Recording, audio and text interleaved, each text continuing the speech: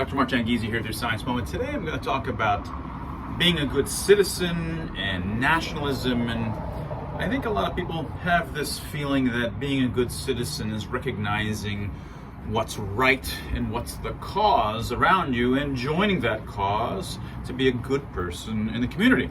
And of course, that's not always the right thing to do. And in fact, in COVID hysteria, when there's hysterias like in Nazi Germany or in the Cultural Revolution or in Iran and many other kinds of hysterias that happen, you don't want to be part of that. You want to be insulated is one of the things that we commonly talk about. But I think that many of us in fact know this in another context, and that's through nationalism. Now, nationalism has really two different meanings related to one another, and the first is fairly innocuous. And it just means having love of one's own country, something like this.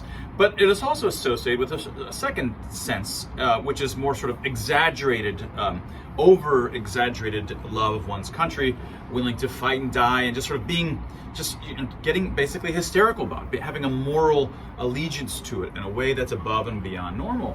And that's the sense in which people have a negative connotation for nationalism. So first of all, remember, nationalism in the first sense is great. And here's the reason why it's great.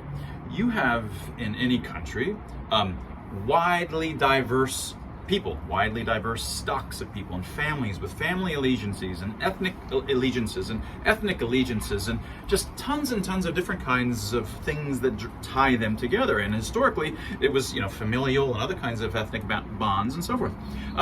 What one needs in a diverse population like this is something else, some kind of flag that can pull them together. In this city of Columbus, Ohio, it's OSU. OSU is sort of the banner, not Columbus per se, it's just OSU. They're all OSU fans, and that takes all these folks that really have nothing else in common and brings them together, and they're all kind of on this one side, and makes them feel close to one another. And you need that at the national level as well. And if it's done at that dose, it's fine. It just makes you feel a little bit communal.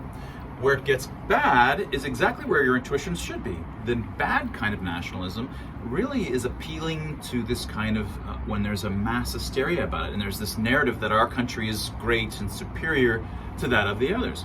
But that intuition isn't an intuition about nationalism per se, it's about all exaggerated moral panics and narratives that are about something being so strong that we must fight for it, and those people who are outside of it are unclean. All of the kinds of things that we've been talking about, these general things that happen, and all of these moral panics happen in the bad kind of nationalism, right? And that's exactly what happened through COVID hysteria. Unmasked people were unclean, the unvaccinated were unclean. Everybody had to sacrifice in these particular kinds of ways to protect ourselves against this infectious thing. These things led to what is in effect a kind of bad nationalism, but it was Covidism, right? You do have the intuitions of what a good citizen should be, and what a bad citizen is someone who lets themselves get swept up in bad nationalism types of hysterias. We all already walk in the door having those intuitions, but they're not about nationalism per se. They're for all things, of which bad nationalism is just one example. And that was your Science Moment.